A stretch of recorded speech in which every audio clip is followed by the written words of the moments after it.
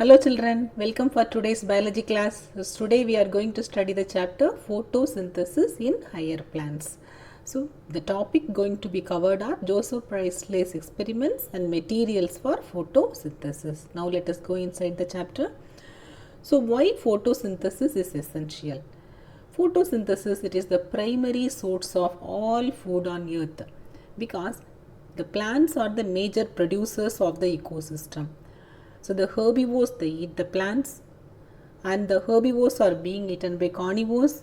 Like that, directly or indirectly, all animals are depend upon plants. Okay, so the photosynthesis is the primary source of food for all food on earth. It is responsible for the release of oxygen into the atmosphere also. The plants, what do they do during photosynthesis? They take carbon dioxide and they release oxygen. So for the maintenance of oxygen balance in the atmosphere, the plants are much needed. So what are the raw materials for photosynthesis? That is chlorophyll, light, carbon dioxide, water. These are the main raw materials for photosynthesis. You study this in lower class itself. Where is chlorophyll present? The chlorophyll is present in the leaf. Okay, that's why the leaf is green in color. So now let us study regarding Joseph Priestley's experiment. So Joseph Priestley in 1970, he performed a series of experiments.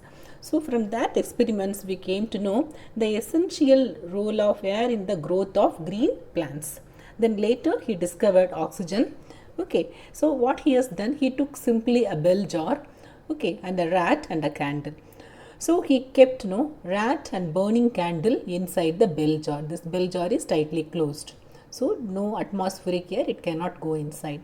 When the candle burns, it takes the oxygen, and the rat, so that also it takes the oxygen while it is doing respiration. So then after some time, the rat auto dies away and the candle also it go off. Okay, so why it happens like that? Because the oxygen level, it is not at all there, because the outside oxygen, outside atmospheric air, it cannot go inside. Okay, so in the second set of experiment, what he has done, he kept a green plant inside, and he kept this structure in sunlight, because sunlight is needed for photosynthesis. And here he kept the burning candle and the rat also inside. And when you see within the same time, more or less he made a timing also, it was same. So here the rat also it is surviving, and the candle is also continuously burning. So from here he was able to prove that the green plants they are just releasing something. It is maintenance of for the burning of the candle and for the rat. He came to conclusion like that. So from here we came to know oxygen is released during photosynthesis, and it is responsible for respiration and for the burning of the candle also here. Okay children, so he is Joseph Priestley. So this is the reaction of photosynthesis.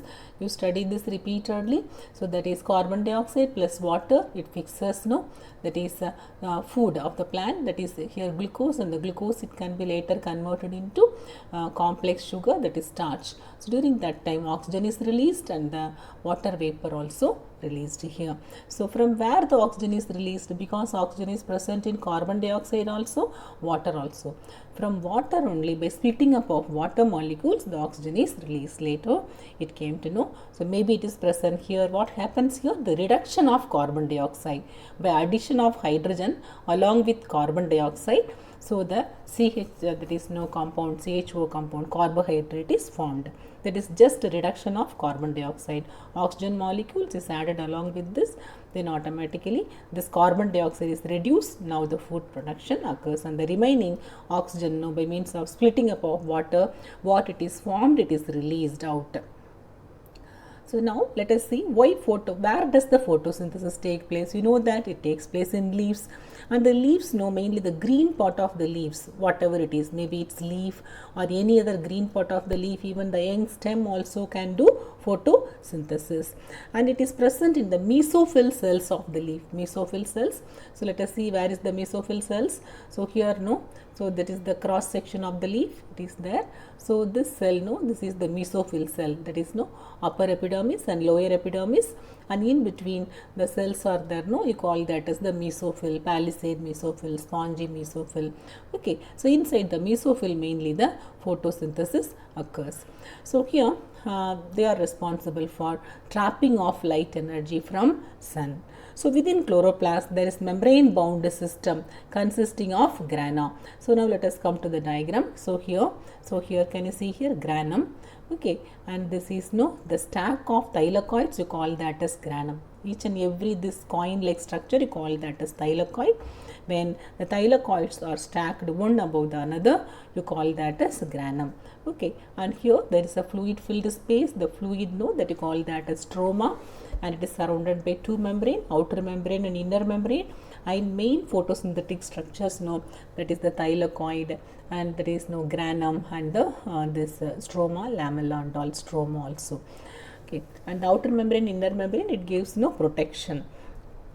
So here, so these are the structures. Stroma is the fluid structure, and the stroma lamella, it interconnects the granum and all. Okay, children. So here, this is the structure we studied here. The membrane system during this time, now what do? They trap the light energy, and it is responsible for the synthesis of ATP and NADPH, and the ATP and NADPH later it is converted into sugar. Okay, and that is sugar, it can be simple sugar glucose and later converted into starch. So this reaction you call that as light reaction, and this reaction you call that as dark reaction. So mainly the production of ATP and NADPH occurs during light reaction, and the other enzymatic reaction and all takes place in the synthesis of sugar. So in the production of sugar, no, so that one we call that as dark reaction. These two reactions together, it is photosynthesis. So you see here, children, it is a simple diagram. So how the sunlight, no, it is trapped by the leaf, and later it is converted into chemical energy, that is carbohydrates, and along with that what do?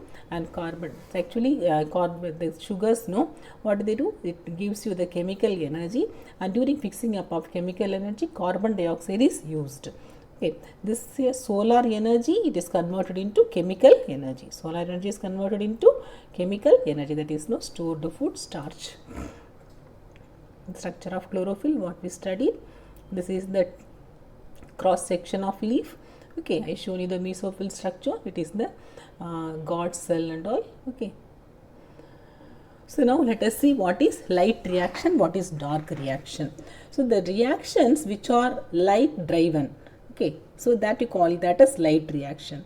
Dark reaction are the reactions which are not directly light driven. It occurs during daytime only, both of them. So don't imagine dark reaction it occurs during night. Dark reaction also it occurs during daytime only, but the reaction it does not directly involve the light. Okay, that is not directly light driven. So that you call that as dark reaction. So light reaction and dark reaction both are interdependent. Okay, so the products of light reaction is used in dark reaction, and the products of dark reaction are used in light reaction. So repeatedly in a cyclic form it will be occurring. So these two together it maintains the photosynthetic cycle. So now let us study the pigments involved in photosynthesis.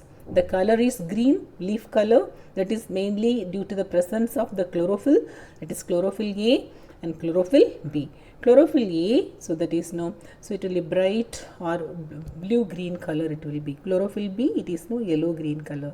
And the xanthophylls, they are yellow coloring pigment. Carotenoids, yellow to yellow orange color pigment. These are the four main pigments seen in the leaf. So here among the four pigments, no, chlorophyll A is the chief pigment. It is associated with photosynthesis.